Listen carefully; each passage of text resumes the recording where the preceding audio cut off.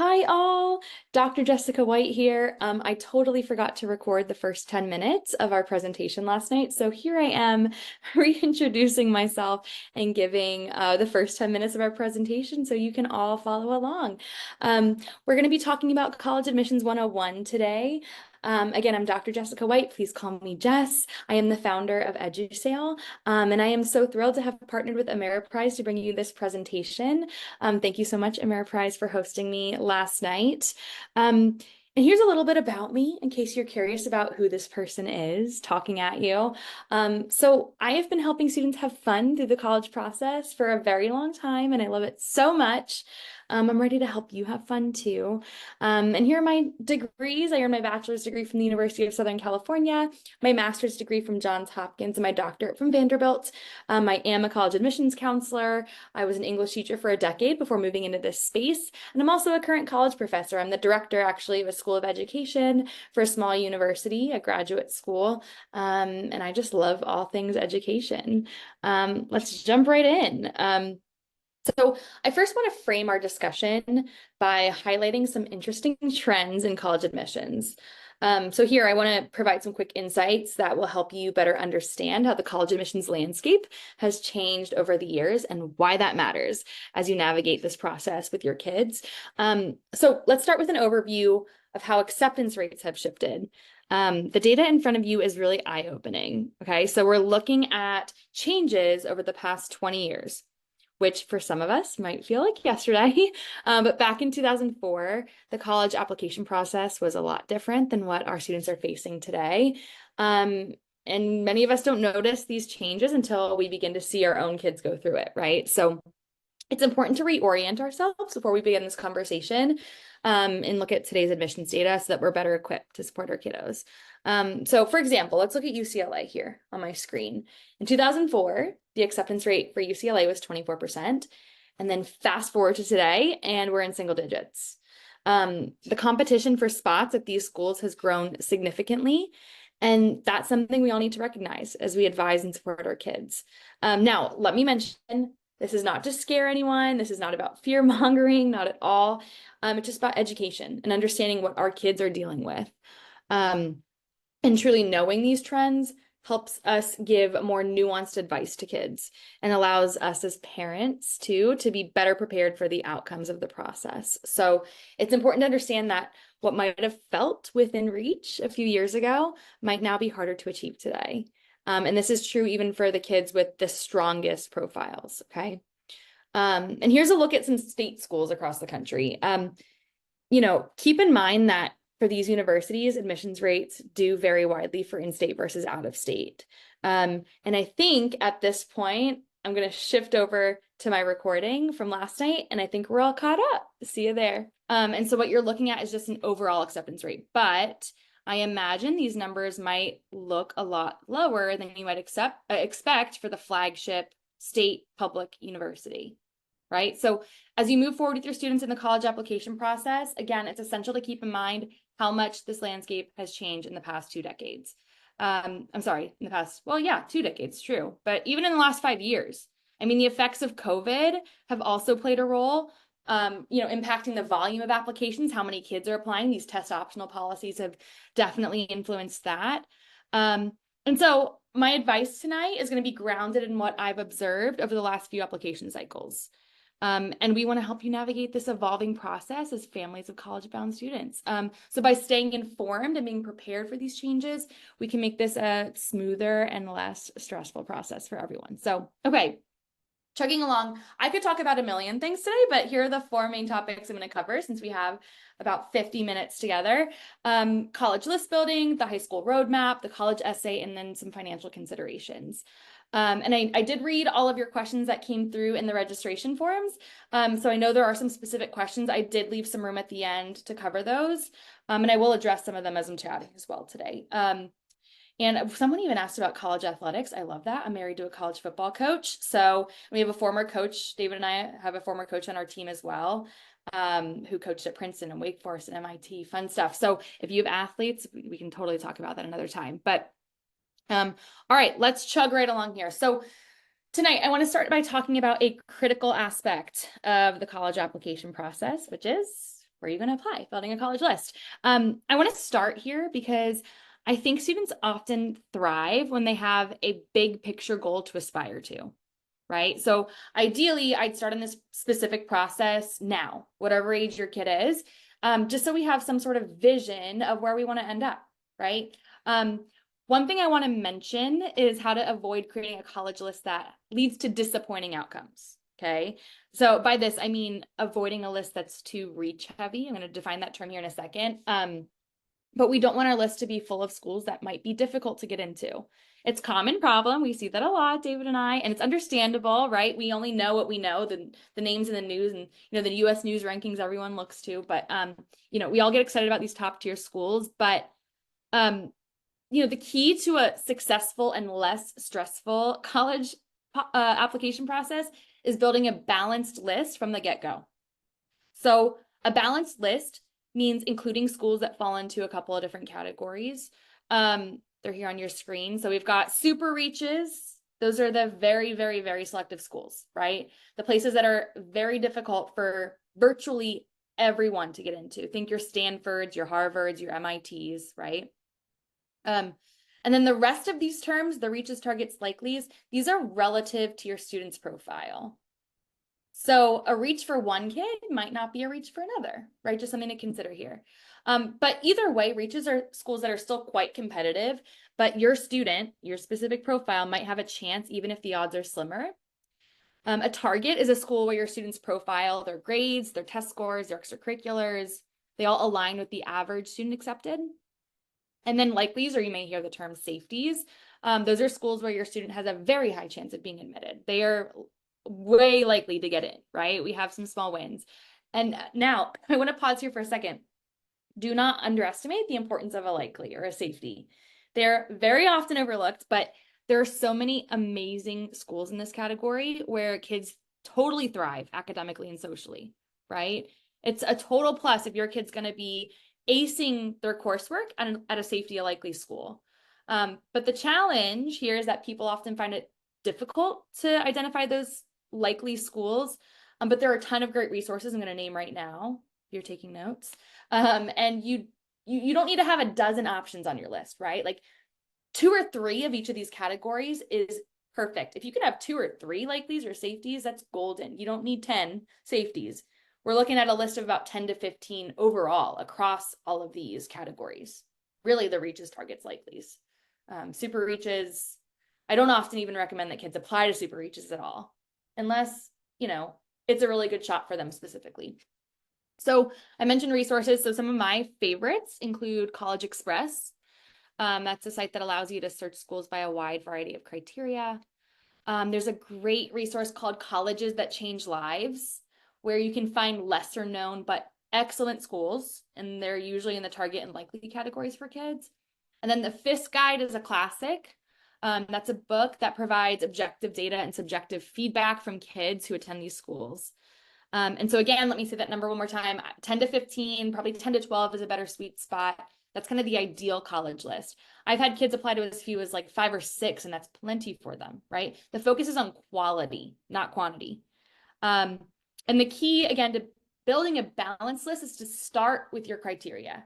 So instead of looking at the US news rankings and thinking what schools look nice and shiny, what are the most important factors to your student when considering schools? So it could be like the strength of their major, a specific program, the school size, maybe the location, the specific culture, and the more specific, the better. So like, for example, if your student is super passionate about sustainability, environmentalism, they might want a school that provides like locally sourced food in the dining halls. I mean, you can get that granular to build a list where your kid's going to be most successful. And I know that sounds like a small detail, but that can help you zero down because there's like 4,000 colleges, right? I know we mostly only know like the top 100, top 150, maybe 200, but these little details can help you zero in on the right fit. Fit is the most key term here. Okay, and one last resource I do want to mention too when it comes to thinking about like specific criteria is Coursava. Corsava, Coursava. It's kind of like a dating app for colleges. So when you go on the site, you can sort through and you swipe left or right on certain criteria, and it will suggest schools based on this. So I love Coursera. That's a great resource. Here's my alma mater, USC. But once you develop your list, if possible, try to visit some of these schools. Even a virtual visit is fine. That's great, a great place to start at least, but you'd be surprised how much a campus visit can reveal in a short amount of time. Ideally, the official tours are great, but even just walking around, talking to current students, attending an information session online, these are all great ways to get a feel for whether the school feels like a good fit. And when you're determining where to visit, I'd recommend doing a variety of different schools. So visit that large research university, then check out a small liberal arts college, check out a school in a city, check out a school in a college town. Everything feels different at each of these categories. And once you decide if you like the vibe of a certain school, that'll help you eliminate or add schools on your list as well. And I can't talk about college tours and building a college list without mentioning demonstrated interest. I actually did not even know this term existed until I got into this field. But demonstrated interest is what it sounds like. It refers to how much effort your kid shows in getting to know a school before applying. And colleges care about this, some more than others, some not at all, if I'm being honest, but some schools care a lot about demonstrated interest. And like big name schools like Wake Forest cares a lot about demonstrated interest. It could really be a difference maker. So schools can track how much time you spend on their website, if you sign up for their email list, how many emails you've opened and clicked on, going on college tours, things like this. This could be a factor that moves a kid from the wait list to an acceptance letter, truly. So how can you demonstrate interest? I just mentioned a couple. One way to do this is to start by putting the school on your Common application early on when that opens in August. Respond to the emails from the school. If they offer a webinar or a meeting with the college counselor at the campus, take it. And make sure your student interacts with the admissions office. So I'll get into the nitty gritty for a second, but there's a term called yield, which is a data point that colleges measure. Essentially, it tells us what percentage of kids are actually going compared to the ones accepted. And so your kid is more likely to yield at that university, meaning they're more likely to actually go if they've interacted with the university. They didn't just apply on a whim because they heard it in the hallway, right? But for months or years they've been interested in this specific school, that's definitely a plus for colleges. They're not a backup option. Okay, chugging along here. I keep saying that term. I'm sorry. That's my word of the day, I suppose. We're going to chat about a roadmap. This is a common question I got. I saw it a lot in the registration form. What should my student be doing each year, both academically and in their extracurriculars? We'll discuss extracurriculars first. So this is a very common question I get from families. What should my student be doing? And even more frequently, what should my student be doing to get into X college, whatever? What should my student be doing to get into Harvard, into USC, whatever? And I want to pause there for just a second to share a bit of my philosophy. You will never, ever, ever hear me advising a student to do anything to get into X college, right? There's not a thing to get into Harvard, to get into USC, to get into Stanford. There's not. First of all, because colleges can see right through that mentality, right? They want students to be authentic. And more importantly, that's not a way to live your life, right? Your students should pursue things they want to pursue because they want to. If they love art or soccer or skateboarding, or maybe there's like some social issue that's really important to them, do more of that. Do it. If you love it, do it and be the best you can be in the things that you already love to do. Take initiative in those things, and ultimately that's what colleges want to see. And I'm going to talk a little more about that, but I just want to set the groundwork for my philosophy on that. And also keep this in mind. So your students should do what they love. And at the end of the day, it's actually not about what your student does, but about how they frame it on their application. Okay, so you can learn so many skills and lessons working at a fast food joint, right? You can be a leader, even if you're not elected the president. So let me throw out a couple of examples. So this year I have an aspiring nurse who is in the marching band. It's like her thing. She loves the marching band. And she wrote this beautiful essay for one of her applications about how she played piano for her dementia patients that she works with. And talked about how like that experience, like she writes this beautiful essay about watching this woman like sway as she's playing piano, which I mean tugs at my heartstrings. My mom has dementia. So anyway, but she talks about how this experience has prepared her to be a better, more empathetic doctor who connects with her patients. Like amazing, right? It's not about what you do, but how you frame it, right? Marching band, you might not think like marching band, my kid's not going to major in marching band, but oh my gosh, what lessons you learn. I was a choir kid. So what lessons you learn in those music and art classes, right?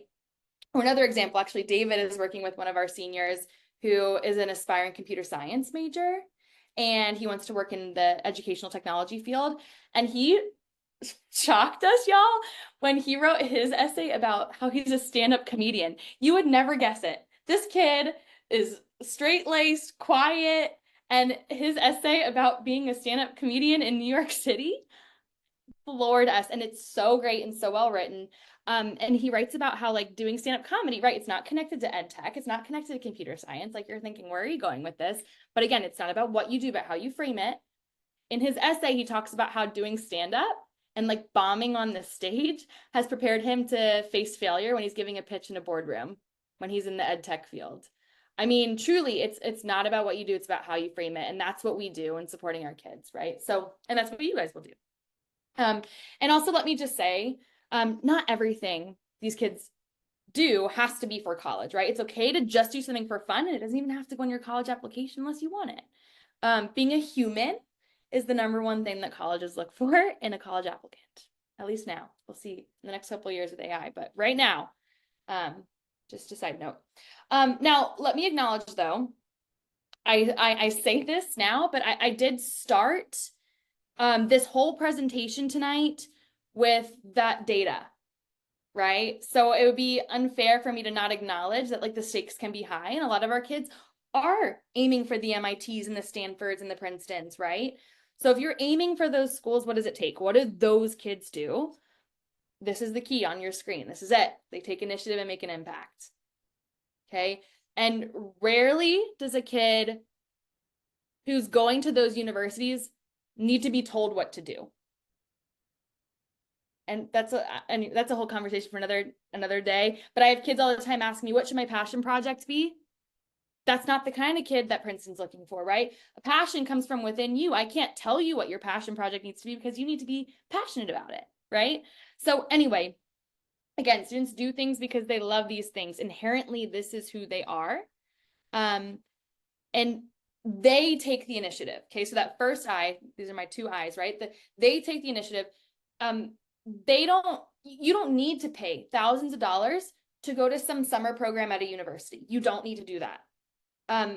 In fact, I think it's way better if a kid starts their own thing right in their backyard, right? I've sat in on conferences and heard admissions officers say that you should impact your own community, take initiative in your own community first. You do not need to go across the country to make a difference.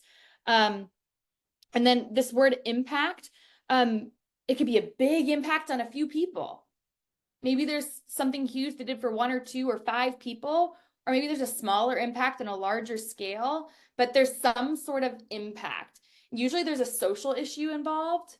Like, for example, one of the applications last year that I like to share with my students often, it was a successful application to Stanford.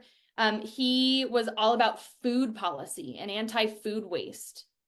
And everything he did aligned with that. Like there's a lot of the kids going to these, top 10, 15, 20 universities, they have some sort of social issue that they've taken charge in impacting.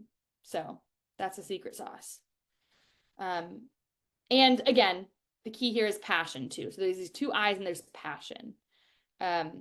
Without, and that term passion project is thrown around, but truly there's passion there. That's the only word I can use for that. Okay, so let's talk about a roadmap with all of this foundational understanding I've just kind of given you. So, okay, tangibly, what should I be doing in middle school, in 9th grade, 10th, 11th? So here we go. So in middle school and 9th grade, I'd say it's about finding out what that passion is. I'd encourage kids at that young age to be a yes man and say yes to whatever they can. And, some of these things, it might be a chance to weed out the things they don't like and figure out what they do like, and then doing more of that, right? Whatever they do like. And then once you figure out what that passion is in 10th grade, let's get some leadership under your belt. Okay. So it's ideal to have some sort of, or is it ideal rather, to have some sort of elected or appointed, like official title or role? Yes, that's great. That's great. But also, I briefly mentioned earlier, you can lead quietly and unofficially, right? You don't have to be president or vice president or secretary, whatever, to lead. Your kid can lead wherever they are, whatever they're doing. Again, it's about how we frame it, not about what they've done. And then in 11th, in 12th grade, a lot of my students come to me as 11th or 12th graders. That's when parents realize, oh my goodness, we could use some help. And at that age, I don't typically advise kids to add a whole bunch of stuff to their plate. I'd rather them scale what they're already doing. So more leadership, more impact. It looks inauthentic if in 11th and 12th grade, especially the end of 11th grade, beginning of 11th grade, you got plenty of time, but like, May of 11th grade, April of 11th grade, it's time to kind of, again, scale what you're already doing. Colleges can see right through when you're adding a bunch of stuff just to look good, right? That doesn't actually look good. What looks good for college is long-term consistent commitment that's meaningful to the kid. So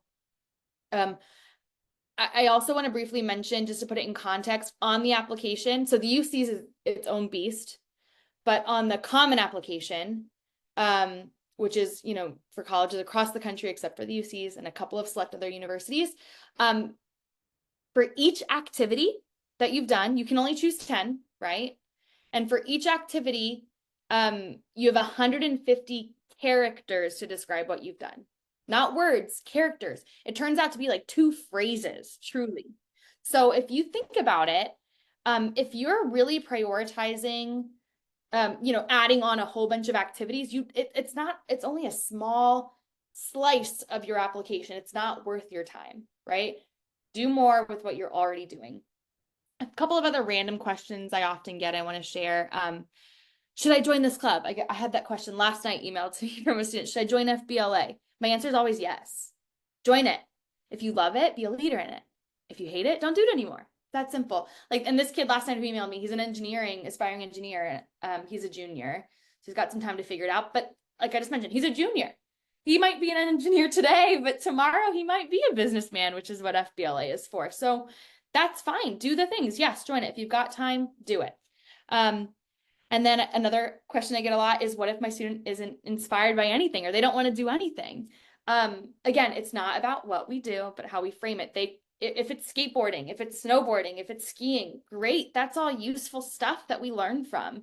And I will mention too, I'm trying to strike a balance tonight between like acknowledging that, our students aspire to these selective universities, but also acknowledging that most colleges accept most kids. Let me say that again, because I know the numbers today were a little scary, but most colleges accept most kids. Again, there's 4,000 universities, y'all, about that in the country. Most of them accept most kids, I promise. And I have students who love surfing and skateboarding and nothing else. And they're thriving at college right now. I mentioned choir. I was the president of choir at Westlake High School. Choir was my thing, and I was obsessed with that and my friends and nothing else as a teenager. And now I have my doctorate and a few other cool degrees, and I have a job that I love.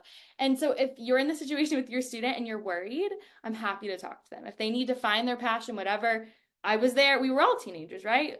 It's hard to remember that time, but like, I cared about my boyfriend and that was it. So it happens. They'll figure it out. It'll be fine. But it's also nice to kind of know, have some aspirational things to talk about too. Okay, so now let's shift to talking about academics. What classes should my student be taking? So academic advising is a little more complicated than extracurricular advising because it takes some context for me to give an accurate 4-year course plan. I want to know, what is your kid going to want to major in? Maybe it's okay if they're undecided too, but what does your school offer? But generally, what's on the screen is my best advice is your student should take the most rigorous coursework available to them that they can get an A in. Okay, so I don't mean to say they should only take classes that are easy to them, right? Because honors and AP and IB courses are difficult and they should still take those. but so is college. College is also difficult. And these classes, the AP, the honors, the IB, those are the classes that are preparing kids for college. I know because I was a high school teacher for a decade. And a college-bound kid needs to take those rigorous courses and work hard to seek support when they need it and get those A's. Okay, so let me just mention some details about this. So an A in an on-level course is way better than a B or a C in an AP course. Okay, I'd rather your kid get an A in an on-level course than struggle in an AP course. We want to set our kids up for success. I mean, if nothing else, but for their mental health, right? It feels good to be successful. And we want to ensure, we want to push our kids, right? So that doesn't mean to say they need to take the easiest classes just to skate by. They need to be pushed to ensure that they're academically prepared for college, 100%. But we want them to be successful also. So it's a balance. So when I get the question, should I take this honors class or AP class? Well, are you interested in it? That's number one, right? And then can you get an A in it with some effort? And then yes. And by following this formula, this will keep a lot of doors open. Another common question I get with academics, dual credit versus AP or dual enrollment, whatever your school calls it, right? Taking a college level class at the community college versus AP. This depends on your goals. And my answers honestly shifted over the years. A little background, I worked solely with first generation low income college students for a decade. And for those students, I always recommended the college class. Because their goal is to get college done as cheaply as possible, as quickly as possible, right? But for a student aspiring to go to a highly selective university, the answer is always going to be AP. Unless, it's like an on-ramps class at UT Austin, which is something that they offer in Texas. But for the most part, AP is standardized across the country, right? The AP class that you're getting in California is the same as in New Jersey, as in Colorado, whatever. And so colleges know this, where community college coursework is not always rigorous. It's just not. I've heard my students say, like, my high school classes are easier than my dual enrollment classes at Moorpark, right? Not to call Moorpark out, but it's not Moorpark specifically. I could have picked any community college, but sometimes high school coursework is a little more rigorous. So colleges do prefer AP over dual enrollment. But if your goal is to get out of college quickly and cheaper, then dual enrollment can make sense. And also let me say, I don't want anyone to think that it's bad to take on-level courses or even to get a bad grade. It's not. Remember, it's about how we frame things, not just in extracurriculars, but in everything. And again, most colleges accept most kids. But I'm speaking broadly to an audience I presume is hoping to have doors open, right? So that when my kid, it's time to apply to college, they can apply anywhere and have a good shot. So this is the advice that will ensure that happens.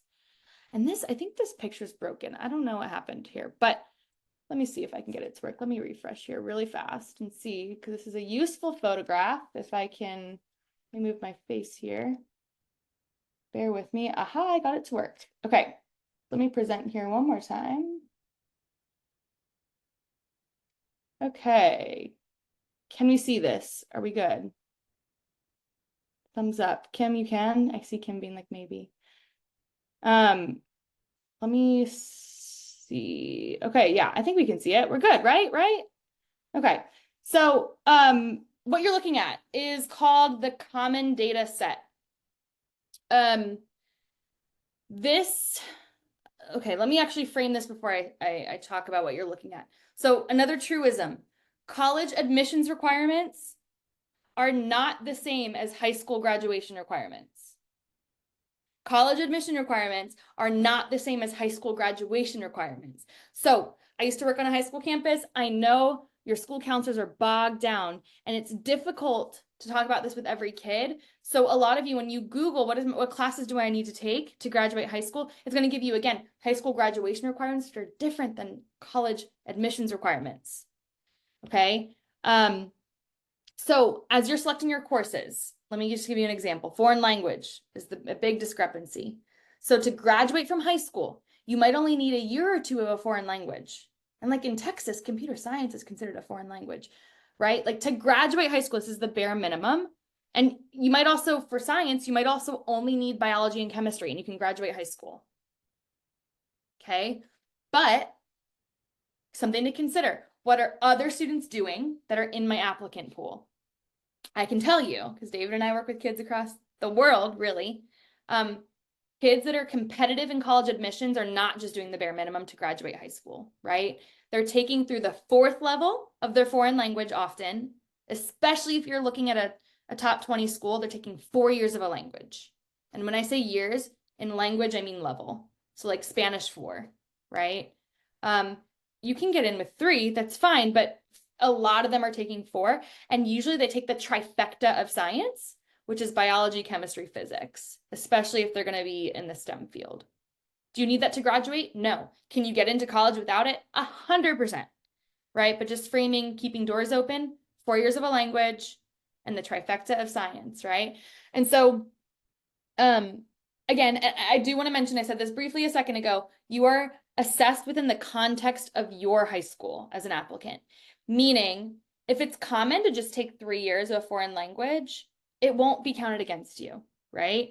But most students who are applying to highly selective schools across the country have 4 years of the core subjects. Core subjects are English, math, social studies, science, and my students get mad when I say this, but foreign language, right? That is that is definitely a core subject to college, all right? And it's complicated. Do I always tell kids to 4 years of a language? No, I do not. Sometimes there's some nuance there.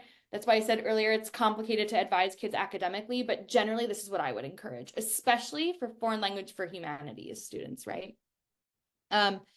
So what you're looking at in front of you now, that I've set that up, you can see what specific colleges recommend. You can look this up. This is not something internal that I've created. This is on Google. You can Google the common data set for any college. Just Google common data set and the college name and you can find it. This is USC's, okay? So this is my alma mater. You can see here what they require to get in and then what they recommend, right? Of course, 4 years of English, 3 years are required of math, but they recommend 4. 2 years of a science are required, right? And of those, 2 must be a lab. It got cut off there, but that's what that says. That would be biology and chemistry or 2 lab sciences, but they recommend physics, that trifecta, right? 2 years are required of a foreign language. They recommend 3. And again, to be competitive, I would have 4. Okay, so just a couple of things. And I know I'm throwing a lot at you guys tonight. I have David monitoring the chat. So if you have questions, please feel free. But overall, let me give you a big picture again. When reading your application, admissions officers are going to ask this question. Did the student leave anything on the table? Could they have taken a foreign language course, but instead they opted to get out of school early?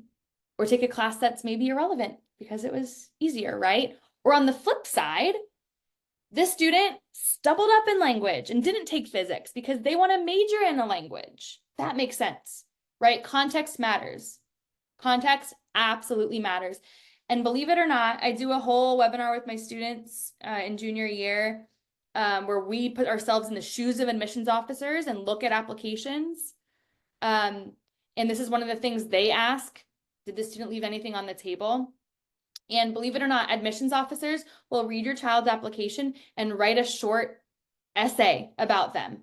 And this is one of the things they will write about in their essays, their academics. Did they leave anything on the table? And so the reason I bring up the language thing there is because we looked at a real application where an admissions officer did write that. This student took Spanish and I think it was French, and they didn't take physics, and that's fine because this student wants to major in a language. Like, they notice these things. Context 1000% matters. Speaking of context, so what I'm mentioning now, a lot of people are curious about what happens in the room where the decisions are made. The, illustrious room David was in at Brown. How are these applications read? So like I mentioned, that's a webinar I do with my juniors, but very briefly, this is another handy table that you can find on the common data set. So I just mentioned that common data set. This is the same document from USC. And this shows us what these colleges care about when they're reviewing an application. So you can see here for USC, the things that are very important all the way in the top left corner, you're pretty much always going to see rigor of your secondary school record and your GPA are very important for pretty much any school I ever look at. The rest of them vary. The rest of the little X's vary. So for USC, you can see here the rigor of your record, your GPA, your test scores, your essay, and your recommendations. Those are all incredibly important. And then next in line, we've got extracurriculars, your talent and your character. Talent and character come through in your essays and your recommendations.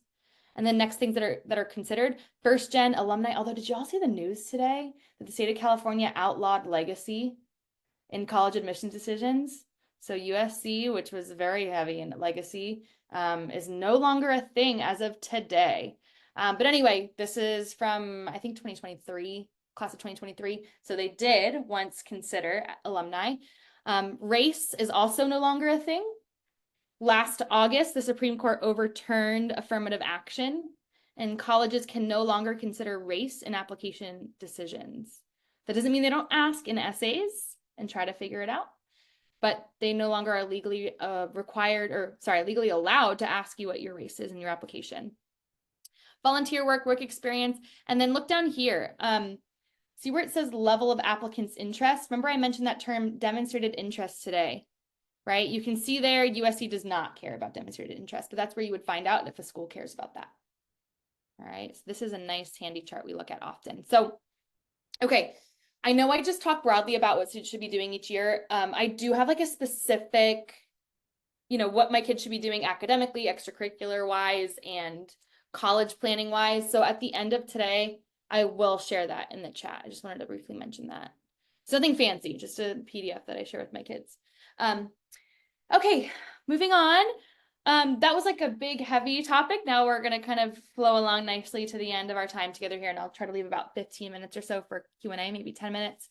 But I want to dive in quickly to a topic that resonates deeply with us at EduSale. It's my favorite part. It's the narrative writing in college applications. So you just saw at USC, this is very important, right? For most schools, this is an important part. And it often signifies an emotional and psychological even space for kids, right? And it's very easy to see why. This is the one part that kids have total control over when they're applying, right? The grades are done, the extracurriculars are done, but this is where they get to tell their story. Makes them who they are, right? It has them jump out as a human on paper.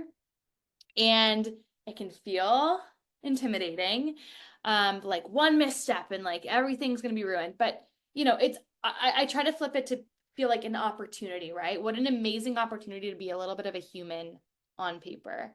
And so as someone who has served as a college counselor for a long time, and I've read probably thousands of college essays, I can tell you that when an application is opened, it's the essay that the counselor looks forward to the most, 100%. It's the introduction to the student. It lets us meet them, so to say, right? And so this is a place where we want them to reflect on what they want to share about themselves, especially when a lot of students they're applying with look the same. They're similarly qualified, right? How are they going to stand out? So when you hear the term the college essay, most people are referring to on the Common Application, the personal statement is what it's officially called. It's 650-word essay. And it's a place for kids to share their values, skills, qualities, and interests. So the UCs also has 4 separate, they call them personal insight questions. I'm not going to talk about that tonight. I'm just handling the personal statement briefly. So we want to think of the college application as a jigsaw puzzle, right? And so when we're reading applications, we're putting together some oddly shaped pieces to reveal a clear picture of the student. And the essay is like a totally clarifying and unifying piece of that puzzle. So it's essential that students consider how this piece of writing can help fill in gaps or provide context for the rest of their application. So now remember, this is an essay, right? It doesn't have to have a structure at all. It's not your 5-paragraph essay by any means, but it should be clear and organized. It needs to have a specific purpose, which is presenting a persuasive portrayal of the student that helps the reader to understand them. So I'm going to also discuss what it's not. It's not college specific. This one essay gets sent to all colleges. There are supplemental essays for some universities. This is not that, right? This is one big, long 650-word essay that gets sent to all colleges. And it needs to reflect them and their journey. It should remain focused on the student. So that can be tricky because a kid wants to sometimes talk about, oh, I learned this from this person, but no, it needs to be about them. right?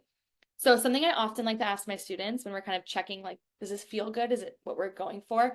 So if you were to drop this essay somewhere on your school campus, in your school community, and you forgot to put your name on it, would someone pick it up and be like, oh my goodness, this is Jess White's essay. I totally know it is. No one else could tell this story in this way. This is totally her voice, because that's what this essay should be. Like, this is totally them. So I want to mention that. And so, okay, I know I'm talking to mostly parents tonight. Your support during this time is so invaluable. So as your kids are gearing up to write this essay, wherever they're at. So you guys reported on your registration form that you're all over in ages here, but think about how you can be a sounding board for your kid when this process does come. So encourage them to brainstorm, help them identify trusted adults who can offer guidance, and try to not tell them what to, right? I mean, you can offer things, but really sounding board, that's kind of your role here, right? And so ultimately the heart of this process here is about understanding the unique gifts of our students. That's your role. And so we want to empower our kids to confidently tell their own stories. That's what we do too, with our kids that we work with. And I know you're all thinking, okay, so like, when can I start? When can we start writing the essay? So I'd say do not start the essay process any earlier than March of junior year, at the earliest. So prompts are usually released around this time in the spring of junior year. And it's true, they don't really vary, but they can. And it can be a waste of time to write the essay any earlier than that. There's no need. The ideal time is like summer before senior year, really. When the prompts are released at that time and students have a little free time on their hands. And until that point, that doesn't mean you just sit there twiddling your thumbs and don't even think about it. It can be helpful to like casually keep a list in a kid's phone and jot down some notes as, oh, this would be a good essay topic, right? This would be a good essay topic. And then they have like a living list that they can kick off brainstorming with in a low pressure way, right? I mentioned at the beginning of our night together tonight, my goal is fun, a little bit of fun, stress-free, some joy in this process. We want to make this low pressure, and that's a nice way to kind of have some conversations that can lead to a great essay. And lastly, my last consideration for tonight, financial considerations are incredibly important, right? So I want to mention, don't put off financial stuff until the end of the process. This is a very common mistake that I caution against, because it's super easy to get really captivated by like the allure of the selective colleges, which are often the very expensive ones. So it's important just to keep the financial situation at the forefront of this process. Don't let your kid fall in love with the school that won't make sense financially. That is such a danger, and there's no need. It's vital to include financially likely schools on your list too. These are schools where you can get in and you can afford it. Now, how do I figure that out? So I'm going to very briefly talk about scholarships, but the net price calculator. The net price calculator is where you want to start. When there's a school that you're thinking about, Google that university and net price calculator, and you can put in your family's financial information and it will tell you what you're likely to pay at this school based on your financial situation. So a lot of people think public schools are the way to go. They're going to be way cheaper. We won't ever apply to private schools because they're way too expensive. Oftentimes, private schools actually give a lot more aid than public schools, and they can get to be around the same price, especially if your kid is doing well academically, if they're above the average kid academically at that university. Now, merit aid and scholarship. So those can help a lot, of course, but many selective schools do not offer merit-based aid. So the Ivy Leagues, for example, Harvard, Princeton, Yale, Dartmouth, right? They do not offer any merit-based scholarships at all. Instead, they give need-based aid, right? Which I know is tricky if you're like on that bubble where you're like, I can't write a full check for tuition, but need-based aid is what most of these schools do. So, I don't know, but there are some schools that are private, like Washington and Lee and College of William and Mary, that have a lot of prestigious scholarship opportunities. So again, don't shy away from the private schools, but I just mentioned the Ivy specifically because they're one I know off the top of my head do not offer any merit scholarships, right? So, as you're narrowing down your college list and you're in that process, look at the scholarships too while you're there doing your research. Also, for those public schools, look at the distinction between in-state and out-of-state tuition. A lot of public schools will have reciprocity agreements. So, for example, Hawaii and California have reciprocity agreements, right? There's the Western Undergraduate Exchange, which is a number of colleges in the Pacific Northwest. I'm going to get this wrong. I'm not a financial expert by any means. That's what hopefully Sarah's here for. But, there's some reciprocity agreements for financial planning as well.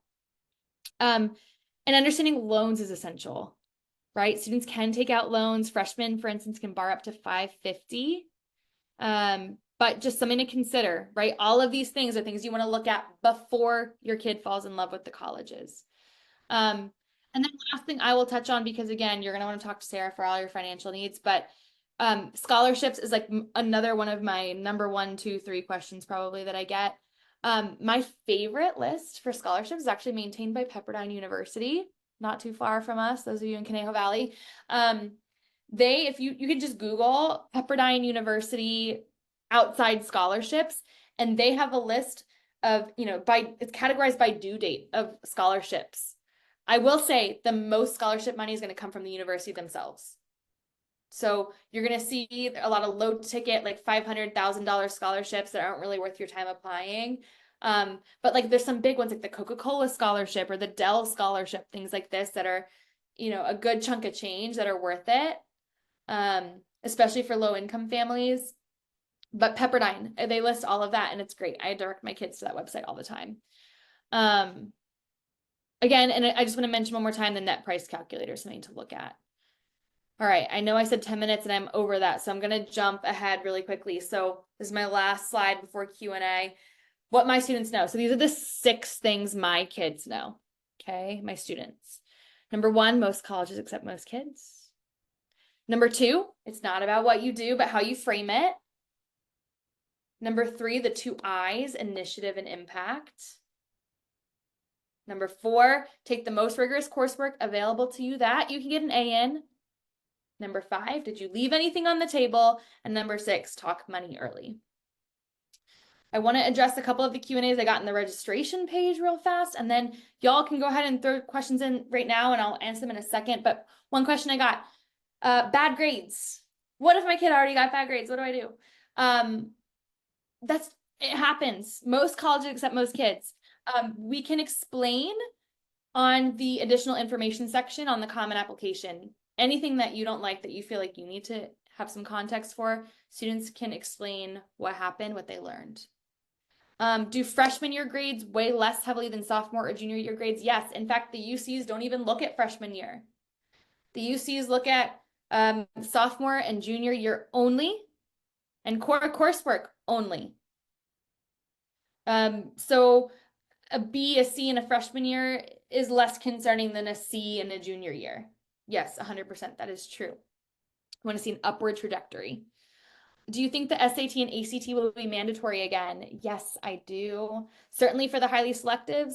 UT Austin, I think, was it in Princeton? There's one of those universities that did a study, it might have been Princeton, that the kids, I think it was UT Austin actually. Anyway, the kids were not successful who are applying test optional, and we want our kids to be successful. And so they've gone back to test required for that reason. It shows college preparedness. I know it's controversial. I know it's stressful. I know it's annoying. But yeah, I think a lot of highly selective colleges will go back to test required. The UCs, no, I don't think they ever will. But yes, a lot of the highly selectives will, simply because they want to be aligned with other highly selectives, unfortunately. Do college athletes need to worry about taking honors and AP courses? I have so much I love to share with my college athletes. Yeah, I would. I had a squash recruit, one of the top squash recruits from Canada last year. She played squash and she was applying to Columbia, being recruited by Columbia. She still had to get into Columbia, right? They do something called a pre-read for those athletes where they'll look at the application and decide if can I keep recruiting this kid? But they still need to get into Columbia on their own accord. Or like our coach that we have work with our athletes on our team, her name is Helen. She coached at Princeton, Wake Forest, MIT. She'll tell you the same thing. Her athletes had to be academic, right? So if you're shooting for those schools, yes. However, other schools, maybe not so much, right? I know my husband, the college football coach, sometimes they can work with an athlete who has some lower grades if they really want them. So it just kind of depends on the college. What activities are good if they're not into sports or music or anything? Community service, right? That's always a good one. How can I give back to my community? And we kind of talked about that one too, whatever they love. What weight do honors classes have? So I wanted to mention colleges calculate your GPA on their own scale. So most of the time, some colleges like Georgia Tech will take your high school transcript and that's what they'll look at. But a lot of colleges will recalculate your GPA on their own scale that they do not publish. So we don't always know what they weight, but typically honors is a 0.5, AP is a 1 on the weighted scale. Is there a benefit to taking community college classes in the summer? And then I've got one more and then I'll look at the chat.